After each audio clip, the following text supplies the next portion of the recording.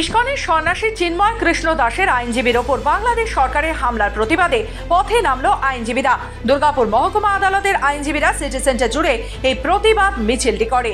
দ্রুত বাংলাদেশের পরিস্থিতি নিয়ন্ত্রণ করা না হলে বৃহত্তর আন্দোলনের পথে হাঁটার হুঁশিয়ারি দেন তারা।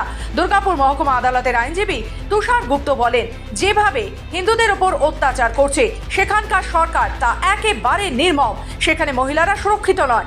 ইস্কনের সন্ন্যাসী চিন্ময় কৃষ্ণ দাসের আইনজীবীর ওপরও হামলা চালানো হয়েছে, হুঁশিয়ারিও দেওয়া হয়েছে গণপিটুনির, তা একেবারে নিন্দনীয়। এই ঘটনাগুলোর প্রতিবাদে আমাদের এই আন্দোলন চলছে। বাংলাদেশে হিন্দু নিধন যজ্ঞ চলছে এবং চিন্ময় প্রভুর হয়ে যে সমস্ত আইনজীবী দাঁড়াবেন তাদের উপরে বাংলাদেশের অন্যান্য আইনজীবীরা মারাত্মক নোংরা ভাষা এবং তাদের উপরে আক্রমণের হুমকি দিচ্ছেন। এইটা কোন গণতন্ত্র? যে দেশে গণতন্ত্র থাকবে একজন আসামিরও অধিকার আছে তার আত্মপক্ষ সমর্থনের জন্য, কিন্তু বাংলাদেশ সরকার এই সমস্ত মানবাধিকার লঙ্ঘন করছে।